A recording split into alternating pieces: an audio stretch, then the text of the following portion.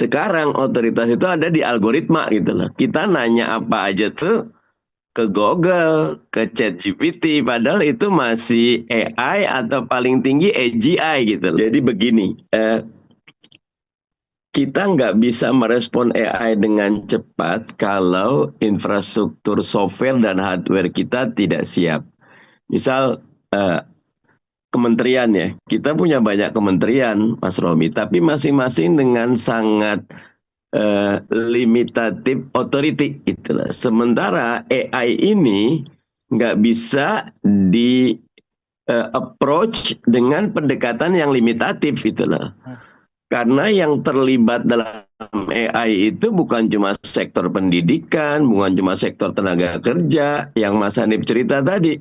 Ada sektor pertanian, ada sektor perikanan, ada sektor nelayan, semua. Mas Romi lebih tahu, name it lah gitu. Nah sehingga betul-betul ini harus serius. Saya ngelihat Malaysia di antara yang paling advance ya. Contoh sederhananya, dia sudah mengajarkan atau awareness tentang AI ini sudah dibangun sejak sekolah dasar gitu lah. Sehingga mereka mulai tahu bahwa ini perubahan paradigma. Bahkan kalau perumpamaan novel Yuval Hariri gitu kan, historian kita,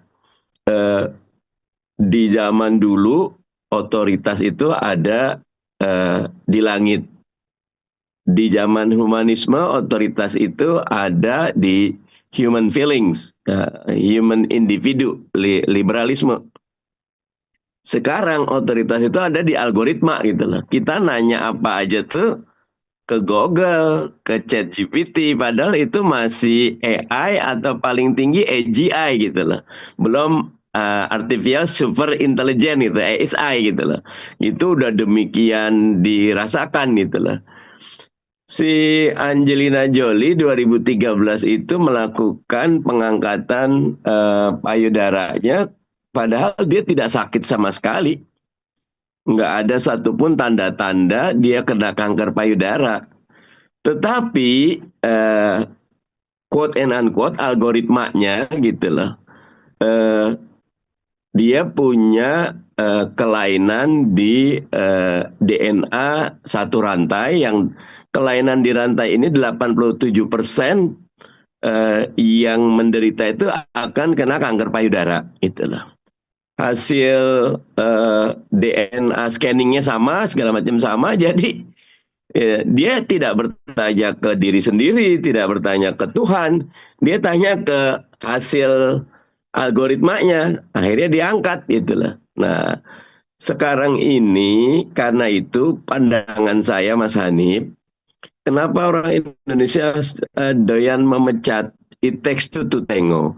Boleh jadi karena industri-industri yang kita jalankan bukan industri yang substansial dan fundamental, sehingga bonding antara pekerja dengan owner itu bonding transaksional aja ya. Tapi ketika kita membangun industri fundamental, ada visi besar, ada misi besar, ada ideologi besar, ada kontribusi kemanusiaan yang besar, mungkin kita tidak menganggap pegawai kita itu bagian dari transaksional, dia bagian dari perjuangan gitu loh. Sehingga yang di Singapura itu terbangunlah bonding bahwa kalau memang klerikal pasti harus pindah gitu loh.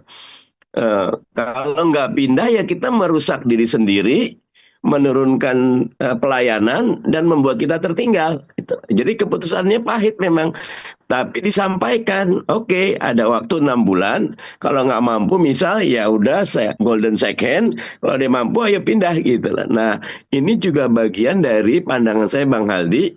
Tidak semuanya bisa diselesaikan oleh aturan. Pemerintah boleh bikin aturan kok.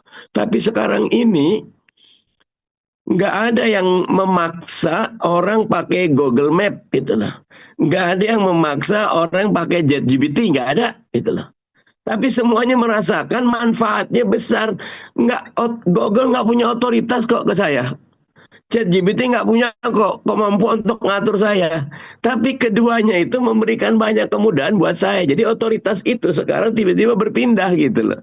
Nah, pemerintah harus sadar itu sehingga lagi-lagi kalau buat saya kita hidup dalam negara yang mestinya negara yang berpengetahuan. Presiden itu menjadi guru, menteri-menterinya itu menjadi mentor, karena gubernurnya itu menjadi pendamping. Ayo, kita bukan sebuah hierarki lagi, kita networking gitu loh. Bahkan lebih dari networking, kita family gitu loh.